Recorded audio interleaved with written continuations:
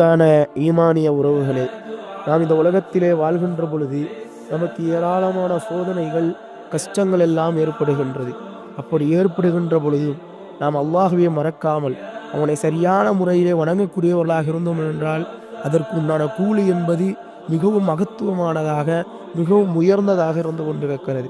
ரசூலுல்லாஹி ஸல்லல்லாஹு அலைஹி வஸல்லம் அவர்கள் சொன்னார்கள், யவத்து அஹ்லுல் ஆஃபியா, இந்த உலகத்திலே வாழும் பொழுது மன நிறைவுடனும் உடல் ஆரோக்கியத்துடனும் நிம்மதியோடும் வாழ்ந்த நல்லடியார்கள் யௌமல் கியாமத்தி ஹைன யுஅதா அஹ்லுல் பலாஇ ஸவாப், நாளை மறுமை நாளிலே, அதாவது இந்த உலகத்திலே சோதனைகளால் ஆட்படுத்தப்பட்டு என்னதான் சோதனைகள் கஷ்டங்கள் வந்தாலும் அல்லாஹ்வை வணங்குவதிலிருந்து அல்லாஹ்விற்கு மாறு செய்யாமல் சரியான முறையிலே வணங்கினார்களே, அவர்களுக்கு கொடுக்கப்படுகின்ற கூலியை பார்த்து ஆரோக்கியத்தோடு இந்த உலகத்திலே வாழ்ந்தவர்கள் பொறாமைப்படுவார்கள், ஆசை கொள்வார்கள். எந்த அளவுக்கு அப்படின்னு சொன்னா அவர்கள் சொல்லுவார்களாம், லவ் அன்ன ஜுலூதஹும் கானத் குரிதத் ஃபித் துன்யா பில் மகாரீத், நான் இந்த உலகத்திலே வாழ்கின்ற பொழுது எங்களுடைய உடல்கள் எல்லாம் கத்திரிக்கோளால் வெட்டப்பட்டு இருக்க கூடாதா, நாங்கள் அந்த அளவிற்கு சோதனைக்கு ஆட்படுத்தப்பட்டிருக்க கூடாதா என்பதாக நல்லடியார்கள், அதாவது ஆரோக்கியமாக இருந்த நல்லடியார்கள் சோதிக்கப்பட்டவர்கள் கொடுக்கப்படுகின்ற கூலியை பார்த்து சொல்லுவார்கள் என்பதாக